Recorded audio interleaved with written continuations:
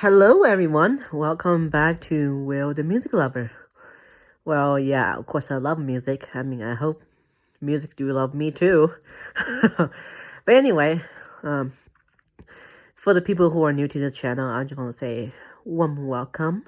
And uh, let's see what. Oh, yeah, and if you want to find out what I usually do in the channel, you can more than welcome to scroll back to my introduction for the channel, and on there is what I will do on this channel for now and for the future.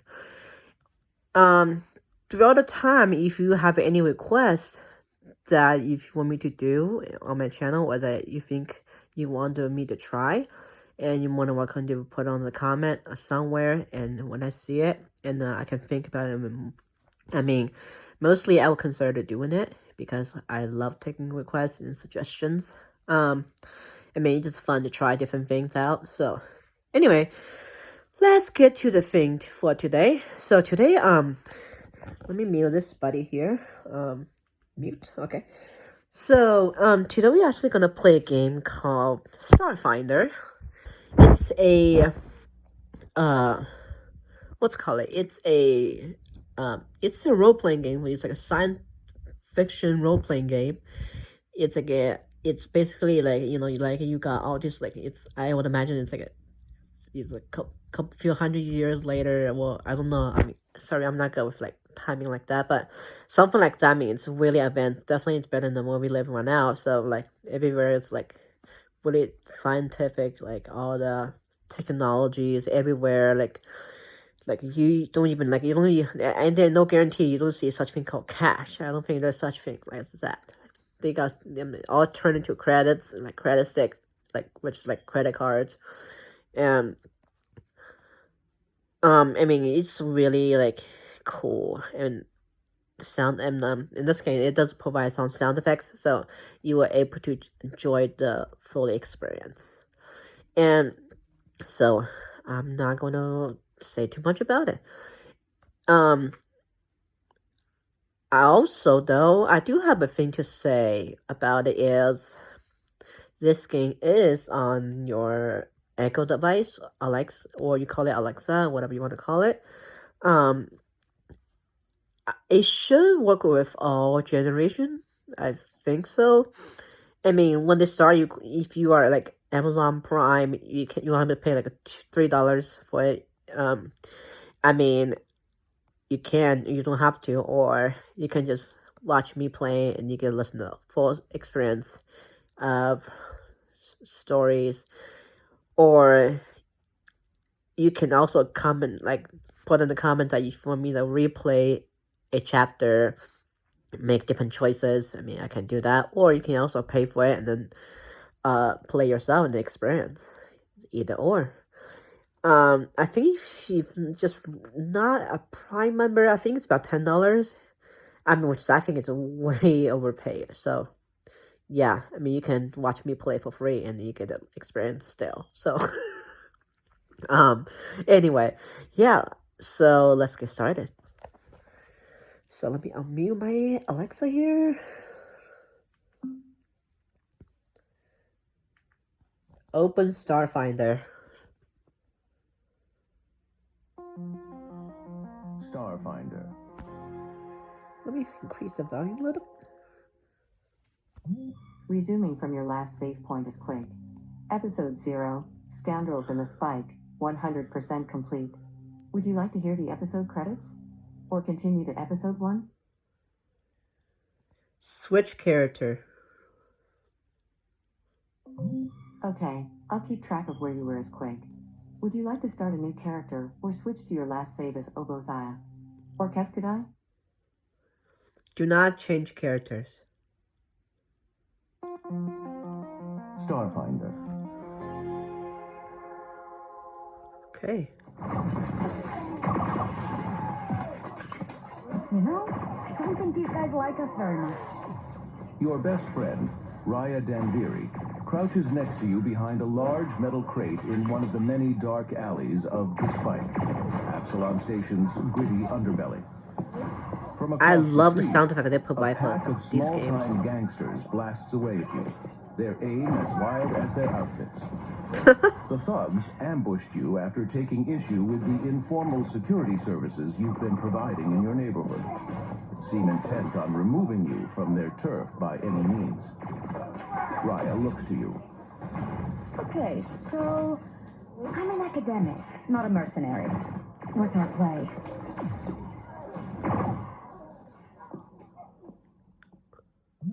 Let's pick your character. Are you someone who solves problems with force? Or do you look for creative solutions? I look for creative solution. Okay. Do you use your charismatic personality to talk your way out? Or do you have magical powers? I have magical powers.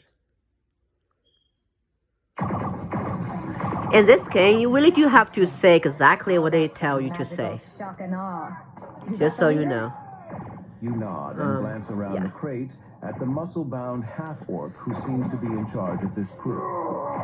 Raya leans over her laser pistol, antennae twitching as she casts a spell. Supercharge online. Raya's laser pistol thrums with potential energy. Ready. You open yourself to the Death Goddess, asking her power to flow through you. You let that river of psychic energy carry your consciousness inside the half-orc's head, feeling the delicate threads of his personality all around you.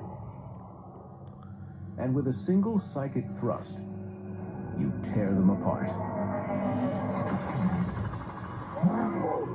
He drops, screaming to the ground. In the same moment, Raya steps out and fires at the second thug. Her supercharged laser blast throws him half the length of the alley. She raises her pistol, wreathed in dancing magical lights. All right. Who's next? The remaining thugs panic and flee. Raya walks over and stares down at their groaning comrades. All right, you wannabe gangsters. We don't want trouble, but we don't mind it either. Especially my friend Keskodai here. He loves it. Steer clear for your own good. Together, I like how she always says the something alley. like that. I like the way she's saying that. You are Keskodai, a bug-like priest who casts spells in the name of the death goddess Pharasma. Trained as a healer by the church, you left home with only your larval son Chick-Chick, who you carry around in a transparent canister. Though you're naturally friendly, preferring to use your magic to help people, your faith also gives you access to deadly psychic attacks, and your cheerful relationship with death unnerves both patients and enemies alike. Alright, now I have to choose my character Would you now. like to play as Keskodai? No? You can either choose from a list of all the characters or replay the ambush story and make different decisions. Would you like to choose from a list? Or replay the ambush story? Choose from the list? Would you like to learn about the envoy? Mechanic? Mystic? Operative? Or soldier? Operative. You are Iseth, an artificial humanoid trained as a pilot and assassin. You awoke fully grown on the machine world of Avalon, with no memory of who you had been before. Hunted by unknown enemies, you soon joined a group called the Android Abolitionist Front and trained as a black ops expert, fighting against those corporations who illegally enslave androids. Though you now work as a freelance infiltrations expert, you still prefer missions that fight oppression.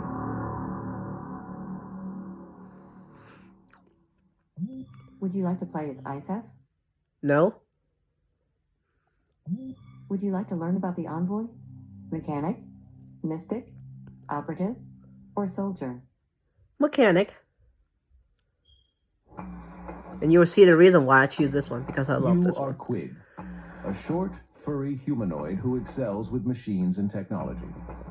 As one of the rat-like Ysoki, you grew up as a scavenger on the desert world of Akaton, but became a bounty hunter in order to see the galaxy, using your engineering skills to cobble together mechanical solutions to any situation. Friendly and fiery, you pride yourself on being a quick judge of character and aren't above throwing yourself into a fight on a stranger's behalf. Would you like to play as Quake? Yes.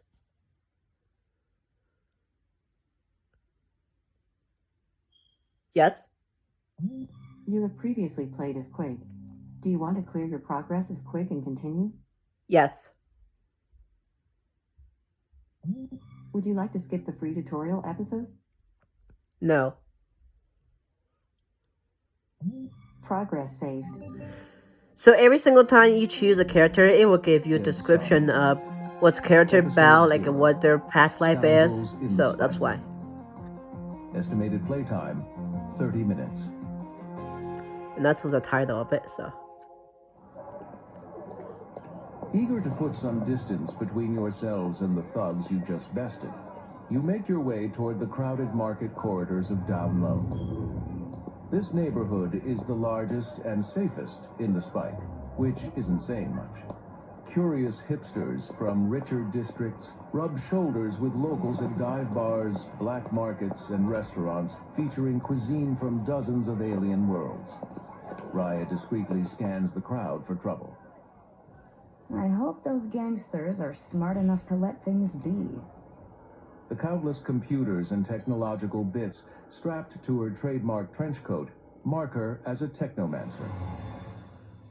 A magical hacker who blends spells and technology. I mean, I welcome the excitement. I just wish we could direct our efforts towards something greater. Your comm unit lights up, attracting your attention. Quake, you have a message from the Starfinder Society. The Starfinder Society is a league of adventurers dedicated to interstellar exploration, making contact with strange new cultures and piecing together the galaxy's mysterious history. You and Raya signed up last week, in hopes that they'll be your ticket to bigger and better things. This is the call you've been waiting for. Do you play the message? Yes. Greetings. This is Starfinder Tiskis from the Society's headquarters. I have a bit of an unusual first mission. Someone's been tearing up corridors in your sector of the Spike and reportedly taking potshots at station technicians sent to make repairs. Station security would normally handle this sort of thing, but they've got their manipulators full with some sort of gang scuffle. They've asked us to help out, and since it's your home turf, we're sending you and Raya. I'm transmitting the coordinates. The Society will pay you each 250 credits for clearing the area. Raya grins at you. Like all Lashuntas, she has two forehead antennae that grant her limited telepathic powers, and they're currently vibrating with excitement. Finally, a chance to prove ourselves to the Society. Can you imagine it? You and me exploring the universe as Starfinders? Oh, I am ready to roll. Do you have what you need? Try asking me, what do I have? What do I have? You have the following items: fragmentation grenade, tactical baton, flamethrower, ceremonial plate, and 2 healing serums. You can ask about your inventory or hear more about a specific item at any time. For example, try asking me, what is ceremonial plate? What is a ceremonial plate? Ceremonial plate combines hard protective armor plates with flexible underlayers of cloth armor for a suit that is designed to be more attractive than effective, though it still provides good protection for the price. It is heavy armor and provides +2 to armor class. Sounds like we're good to go. Let's head to the coordinates.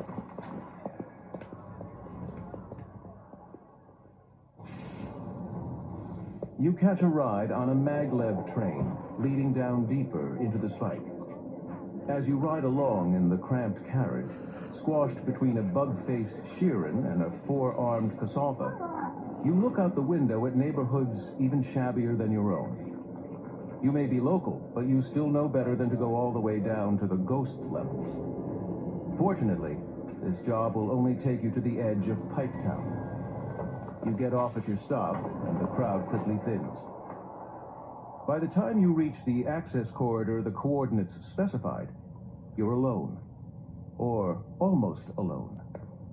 As you approach the hallway entrance, a human worker in coveralls stumbles out, holding a bloody gash on his head. He limps towards you. Oh, gods protect me, my head. Ow. That What must do be you say hurt. to the injured worker? What happened? Trying to make a good impression or convince someone to do something requires an interaction skill check. What happened? I'll tell you what happened. A dang goblin clocked me over the head with a dang pipe. An automated alert had told me the area was temporarily off limits, but I've got a job to do, you know? Well, next thing I know, this little pointy-eared mongrel leaps out and attacks me. Ugh. Oh, now I'm left with a splitting headache. Ouch. He looks like he could use a healing serum. Do you try to help the worker by giving him a healing serum? Yes. The worker eyes you suspiciously, but takes the offered healing serum and drinks it. Immediately, the gash on his head knits shut. Ooh. His eyes widen, and he smiles. Hey, that's right decent of you. I thought I'd have a headache for weeks. You don't look like those slackers. If you get a hit on the head, You're here big to cut, take out you're that gonna have trash, headache and you've or got what? my thanks twice over. And listen, since you were kind enough to offer me your serum, here, take my radiation buffer. The other techs and I use them. It won't protect you completely, but it'll give you a better chance of making it through if you run into a hot zone. Good luck in there. He claps you on the shoulder and heads off down the corridor, whistling happily. One healing serum removed from inventory. Radiation buffer added to inventory. The corridor specified by the coordinates is an access tunnel branching off from the main passage, dimly lit by flickering emergency lighting. Conduits of all sizes, the sort that give this neighborhood the name Pipe Town, run along the sides of the walls, carrying the various substances that keep the space station running. Some of the cables have been broken and stripped, and small amounts of gas vent from dented pipes. Raya curls her antennae in disgust. No wonder maintenance wanted to get in here. What kind of idiot vandalizes their own space station? The corridor is only wide enough for one person at a time. I'm an academic, not a scout. Want to take the lead? Do you take the lead? Yes. You move forward into the tunnel. Raya follows close behind, laser pistol raised. Uh-oh. Ooh. You move cautiously down the corridor. Out of the corner of your eye, you notice that one of the large floor panels up ahead isn't quite right. Looking closer, you realize that it's actually been pried up, and some wires are poking out. Raya approaches cautiously to get a closer look. Huh. Looks like these wires lead to an explosive of some kind hidden below the panel. Someone really doesn't want unexpected visitors. The large floor panel spans the width of the corridor. Do you try to disarm the explosive? Or attempt to jump past the trap? Attempt to jump past the trap. As you know, I think I'm gonna pretty fail, good at this but we'll stuff. see. Want me to take a crack at it? What do you say? Nope. I don't think I heard you right. Do you ask Raya to disarm the explosive? Or do it yourself? Do it myself. Uh-oh. You carefully disconnect the trigger, then slide the electrodes free from the small brick of explosive gel. Ooh, You nice. breathe a sigh of relief. Removing the explosive entirely will require solvents you don't have, but at least now nobody can accidentally set it off. Do you inspect the explosive? Or continue down the passage? Continue down to the passage. Progress saved. 20% complete. Conduits large and small run along the walls of the passage. Occasionally, sparks fly out from where equipment has been ripped away. Wait. Do you hear that? Call me pessimistic, but I doubt that's the sound of helpful workers making repairs. You continue, and the passage widens slightly, exposing a steel door to your right marked Diagnostics. It hangs slightly ajar, and you can hear muffled whimpers coming from behind it. The sound of clanking and scraping is louder now, but clearly coming from still further down the passage. Do you investigate the diagnostics room or continue down the passage? Investigate the diagnostics room. Pushing through the door, you find a cramped room that looks like some sort of monitoring station, with gauges covering the walls and consoles inset into several narrow desks. All of the screens have been smashed, and delicate parts torn from the walls line the floor between smashed chairs.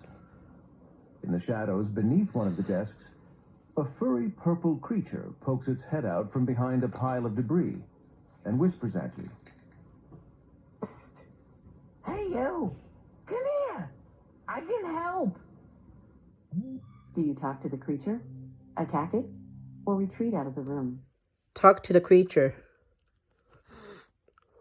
The room's resident emerges from its hiding place, and you recognize it immediately as a skittermander, a furry, six-armed species legendary for both their extreme friendliness and all the ways their desire to help can go wrong.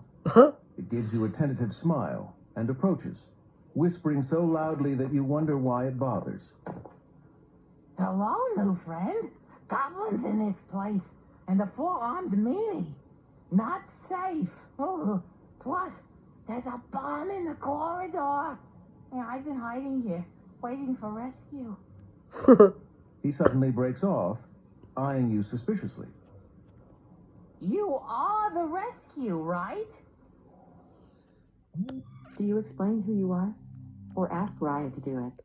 Ask Raya to do it. Sure. I'll interact with the terrifying six-armed alien. Hello. We come in peace. The skittermander's furry face splits in a toothy grin. Saviors! Oh, I knew you'd come for me. Here, you should take this. It's very helpful. He reaches back into his hiding place and produces a weapon far too large for him. He hands it to you.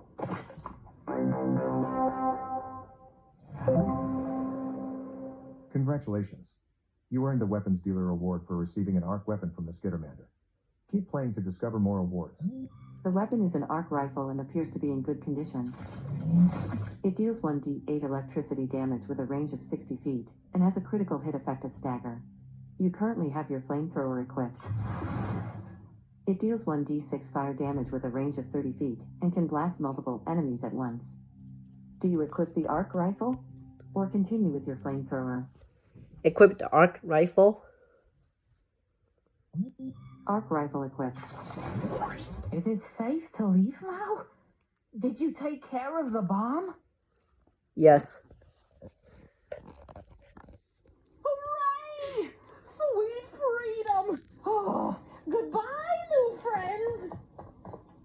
The skittermander scampers past you and vanishes down the hallway toward the exit.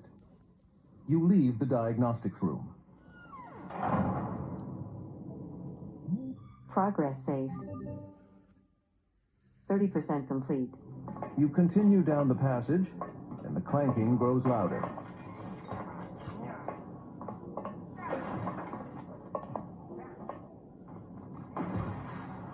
Peering around a corner, you see a green-skinned goblin in a cheap set of armor is busy ripping components out of the walls and stuffing them into crates.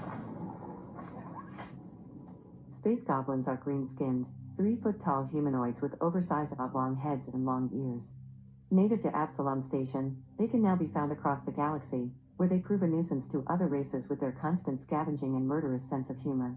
While notoriously stupid in most matters, goblins are geniuses at building functional weapons out of scrap and trash.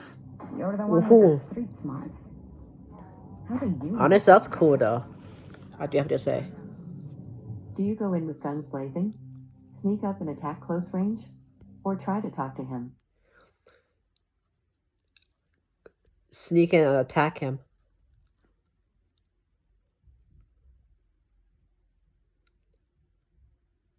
The Space Goblin is wearing patchwork armor with a cracked bubble helmet, and is armed with a tactical baton and a makeshift laser pistol that appears held together with string and tape. Raya That's fires cool. her hand coil at the Space Goblin. That's right. 4 damage. The Space Goblin is seriously wounded, then Raya takes cover. The Space Goblin advances 30 feet, then shoots its junk laser at Raya.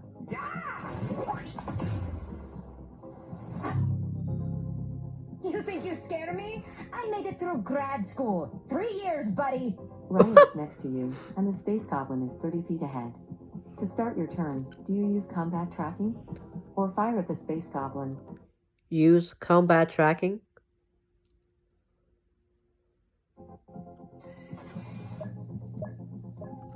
Tracking the Space Goblin. To end your turn, do you fire at the Space Goblin? Or take cover? Fire at a space goblin.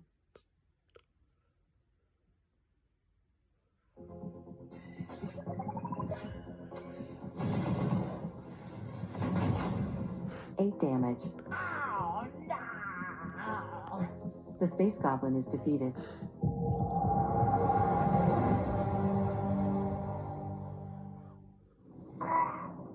With a choked gurgle, the goblin drops to the ground. Do you search the goblin for valuables? Yes. As you search the corpse, you find that most of the goblin's gear is trash only a goblin would bother carrying around. Yet one item stands out. A sleek black datapad that looks brand new. Raya picks it up and raises an eyebrow. Now what's a goblin doing with this? When the datapad's screen lights up, you find it contains only pictures. Which skill do you use to try and identify the items? Science or technology? Technology.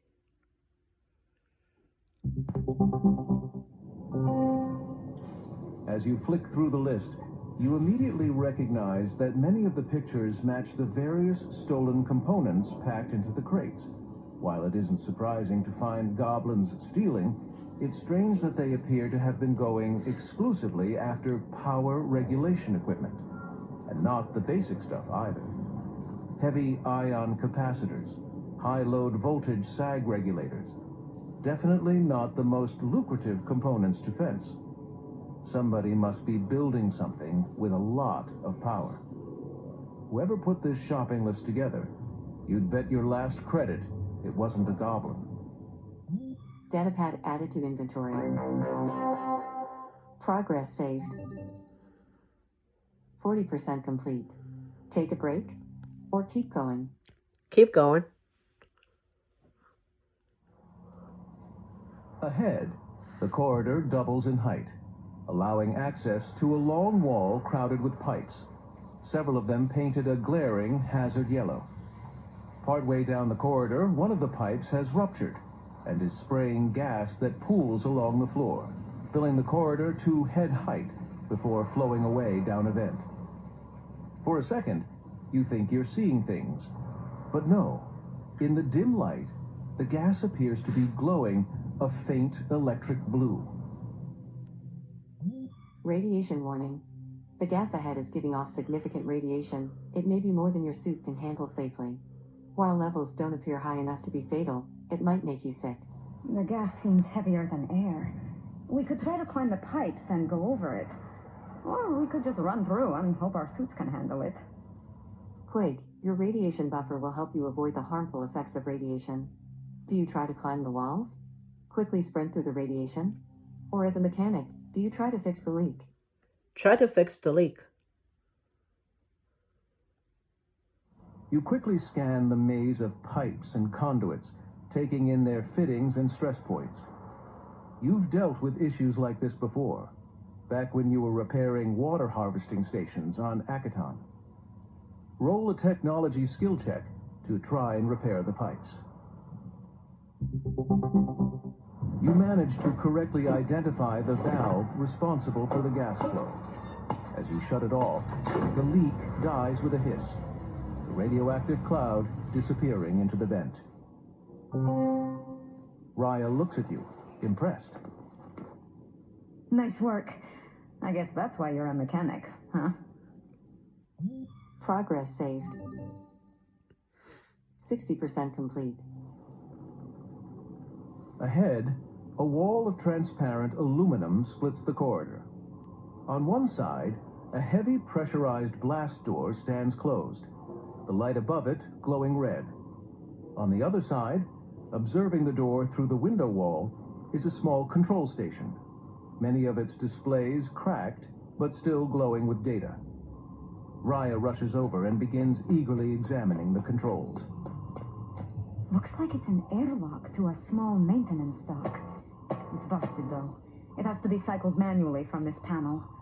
Only one of us can go through at a time, but controls on the side should still be functional. I'll let you through, and then you can use the other set to bring me through. Oh, yeah.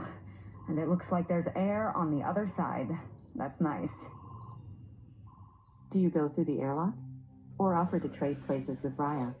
Go through the airlock. The light above the door turns green as Raya triggers the controls, and it opens with a hiss. As you step into the airlock, the door behind you closes, and the one in front of you opens.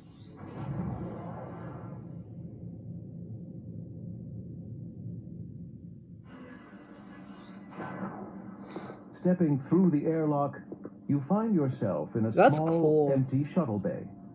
To your left is a large atmospheric containment door marked with hazard stripes and vacuum warnings, as well as windows showing the starry void beyond. A ladder on the opposite wall leads up to a small control station, but a nearby power cable has been severely damaged, throwing irregular showers of sparks across the ladder. Directly across from you is an airlock similar to the one you just came through. More immediately important than all of these, however, is the Goblin busily packing crates in the middle of the room. She wears a bright orange pressure suit, and as you enter, she spins around and begins firing her homemade laser pistol at you. Laser lockups! You can't catch us! We're gonna be downside kings! Sends you lockups for a walk out the airlock! You are currently under attack. Do you fight back? Or try to use the docking bay controls to vent them into space? Fight back. Sorry, I didn't get that. You see? Do you fight back? Or try to use the docking bay controls to vent them into space? Fight back.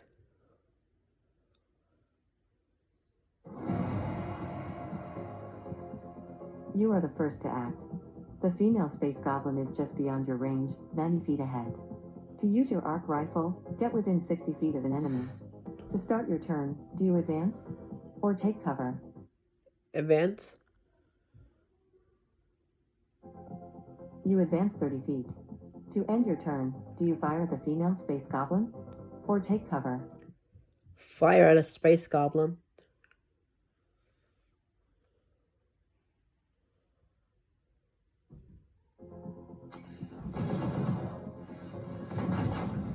Seven damage.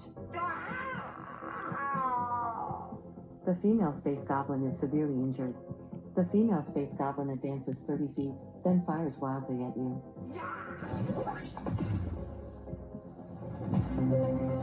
Wow. Critical hit, 8 damage. You have 4 hit points remaining. The female space goblin is 30 feet ahead. Quig, do you use combat tracking? Use your last healing serum? Or fire at the female space goblin? Use combat tracking.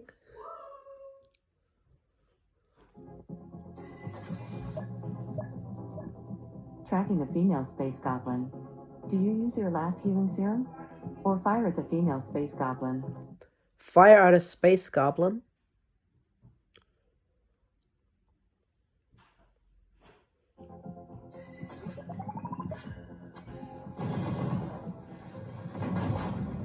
Three damage.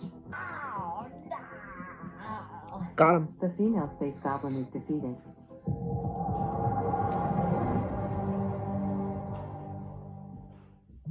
You are injured. You take a moment to rest and recharge. You are restored to 10 hit points. Progress saved. 80% complete. Pause for now, or keep playing. Keep playing.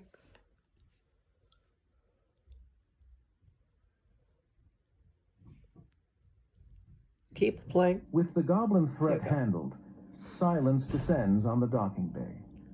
None of the shoddy gear dropped by the goblins or the stolen components in the packing crates seem worth a second look. So there's nothing to do but continue onward. You cycle the airlock, allowing Raya to step through. She looks around. Seems like you handled this all right on your own. Maybe I should hang back more often. Unlike the last airlock, the one on the far side of the room appears to be unlocked. You and Raya enter the unlocked airlock together and cycle it. Through the airlock, you and Raya find yourselves in a clean, cold room filled with glowing server towers. On the far side stands a Kasatha, a member of a mysterious four-armed race obsessed with tradition and custom. Like all Kasatha, he wears an elaborate mask covering his mouth, though the multi-hued head tattoos clearly mark him as an outlaw. He's busily dismantling a high-end capacitor, but as you step through the door, he whirls around. What the? You're not Murgle. The Kasatha raises his main arms, and magical sparks play along his matte black body armor. It's dangerous to get lost down here. You're about to find out how dangerous. The Kasatha fires magic missile at you. Not me! Ow. 5 damage. You have 5 hit points remaining. Raya is next to you, and the Kasatha is just beyond your range, 90 feet ahead. To use your arc rifle, get within 60 feet of an enemy. To start your turn, do you advance? Or use your last healing serum? Use my last healing serum.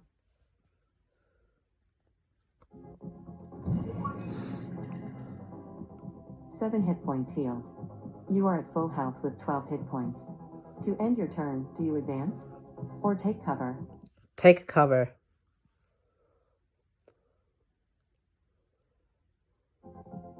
You quickly get behind cover. Raya fires magic missile at the Kasatha.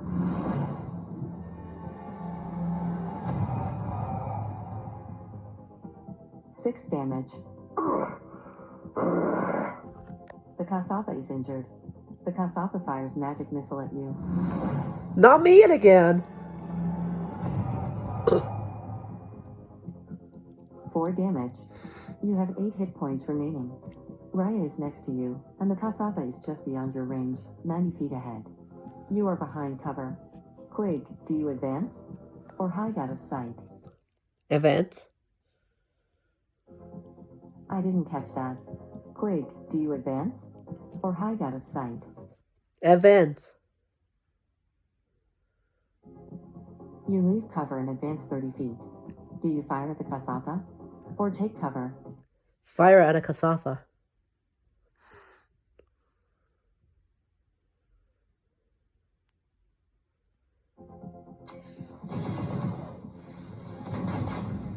Two damage.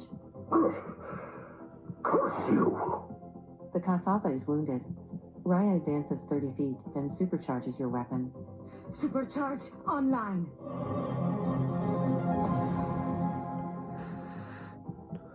The Kasatha fires his arc pistol at you. 1 minute again. You're no match for me. 4 damage. You have 4 hit points remaining. Then the Kasatha takes cover. Raya is next to you, and the Kasatha is within range and taking cover, 60 feet ahead. Quig, do you use combat tracking? Or fire at the Kasatha? Use combat tracking.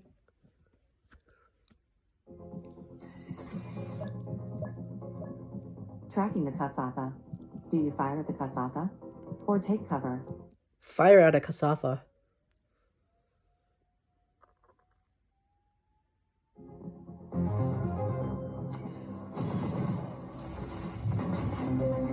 Ooh, critical hits. Critical hit. The Kasatha is staggered. A staggered enemy can either move or take an action, but not both, on their next turn. 26 damage. Enough! The Kasatha is defeated.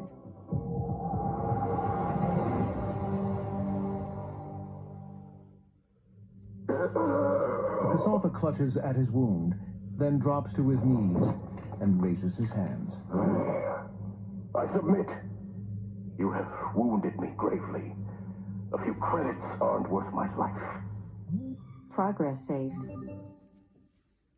90% complete. You quickly tie the Kasatha's hands using cables from the servers. Do you interrogate the Kasatha? Or drag him to the entrance and alert the Starfinders? Drag him to the entrance and alert the Starfinders. The server room marks the end of the road. Leading the Kasatha by his bound hands, you backtrack down the hallways. Back out at the entrance to the maintenance corridors, you call the Starfinder Society and report. Within minutes, the Starfinder who assigned you the mission, you remember that their name was Chiskisk, shows up in person to take possession of the prisoner, along with 2 security robots painted in station security colors. They listen intently while you make your report, then smile and nod. Good work. I can tell you've got what it takes to work with the Starfinders, and station security offers you their thanks as well. Credit balance increased to 250. Nice. You will need a mentor to guide you in the ways of the Society, and I think I know just the dwarf. I'll be in contact. In the meantime, I imagine this disruption will displease the Downside Kings. You can be certain they will be looking for you. Keep a low profile. They nod to you in appreciation, then signal to the robots. The group moves out down the corridor with Grex in tow. As you look around the abandoned corridor, your heart swells with pride. This corner of Absalom Station is a little less dangerous now, thanks to you. Hey, let's stop by Corebox and see what these society credits will get us. Do you head to Corebox? Yes.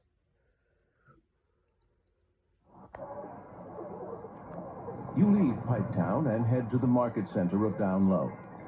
You turn right into an alley, passing a street vendor selling fried ooze and a monk handing out pamphlets. At first glance, the alley is narrow and nondescript, created by the urban sprawl that is Down Low. But this alley leads to one of the largest arms dealers on the station, Corebox Armaments and Sundries.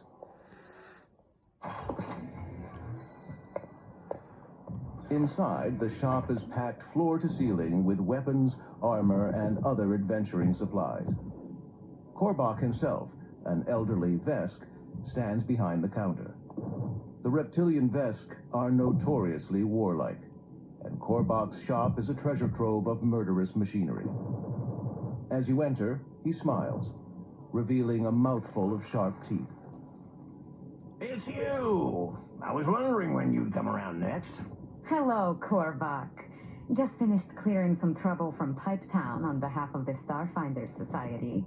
Got some society credits, and we'd like to know what they'll get us. Well, let me see.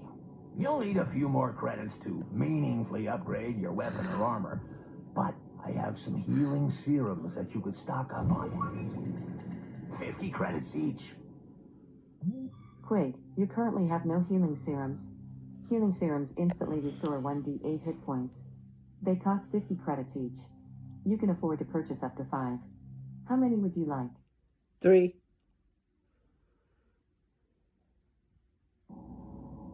Wise selection. 3 healing serums added to your inventory. You have 100 credits remaining. Raya purchases 2 healing serums. And hey, check back later when you have a few more credits. I have an artillery laser that deals massive damage at great range. It would be quite the upgrade, but it runs 2,080 credits. Good choice. You part ways with Raya and head back to your apartment, secure in the knowledge that while it may not be fancy, it also might not be home for much longer. There's a whole universe out there, just waiting for you. Progress saved. 100% complete. Would you like to hear the episode credits? Or continue to episode 1? Hear the episode credits? This episode was written by James L. Sutter, based on the tabletop adventure Scoundrels in the Spike by Amanda Hammond, from the Starfinder Beginner Box. Voice acting in order of appearance: Kevin Pariseau as the narrator, Allison Johnson as Starfinder Chiskisk, Elizabeth Evans as Raya Danviri, L.J. Ganser as Korbach, Josh Hurley as the Worker, Squeeb, and the Skittermander, Lauren Fortgang as Murgle, Michael Braun as Grex. The Starfinder role-playing game is copyright 2019 by Paizo Inc. All rights reserved. Congratulations. You have completed episode 0 as Quig. Would you like to play the next episode? No. Would you like to start over as a different character? Or pause for now? Pause for now. Okay. Just ask me to play Starfinder to pick back up where you left off. Sorry. Anyway, yeah, it's a pretty good game, guys. I mean, if you like anything like like science, technology and such, like, I believe you'll love those. I mean, it's really cool, and it touch a lot about different type of science, like all that stuff. Yeah, that concludes the episode 0, which is, I call it as tutorial. And next time we will start as episode 1, and this game total have 6 episodes. And I do hope the developer will make some more episodes, because this game is really fun. Yeah. So that concludes today's video. I hope you enjoy it. Please like, comment, share, and subscribe, please. I mean, you'll want to watch some more videos. And if you like any more like games that you want me to demo on the Alexa or the Echo device, if I can find any, please more than welcome to leave it in the comment, and I will do so at some point. And I will see you guys on the next video. Bye.